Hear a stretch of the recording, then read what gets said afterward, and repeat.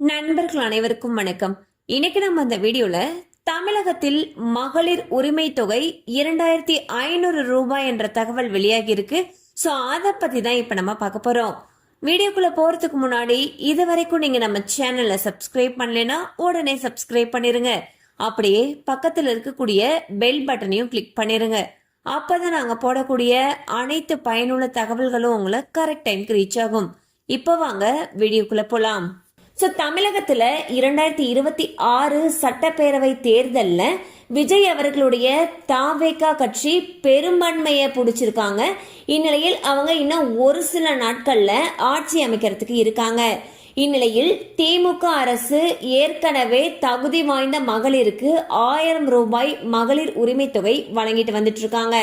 அது மட்டும் இல்லாம திமுகவும் அதிமுகவும் அவங்க வெற்றி பெற்றோம் அப்படின்னா மகளிர் உரிமை தொகையை 1000 ரூபாயில இருந்து 2000 ரூபாயாக உயர்த்தி வழங்குவோம் அப்படின்னு சொல்லிட்டு அவங்களுடைய தேர்தல் அறிக்கையில தெரிவிச்சிருந்தாங்க.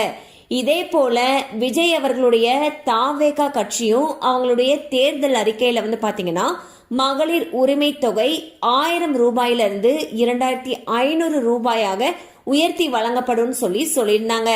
இந்நிலையில் ஏற்கனவே தாவேகா கட்சி அவங்களுடைய தேர்தல் அறிக்கையில குறிப்பிட்டது போலவே விஜய் அவர்கள் முதல்வர் பொறுப்பேற்ற உடனேயே மகளிருடைய உரிமை தொகையை 1000 ரூபாயிலிருந்து 2500 ரூபாயாக உயர்த்தி வழங்க உத்தரவிடுவார் என்று எதிர்பார்க்கப்படுகிறது.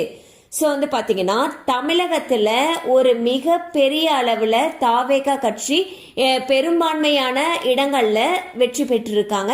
இந்நிலையில் விஜய் அவர்களுடைய தேர்தல் அறிக்கையில குறிப்பிட்டது போலவே மகளிர் உரிமை தொகையை உயர்த்தி வழங்குறதுக்கான அந்த கையெழுத்தை முதலமைச்சரான உடனேயே முதல் கையெழுத்தாக இடுவார் என்று மகளிர் அனைவராலும் எதிர்பார்க்கப்படுகிறது.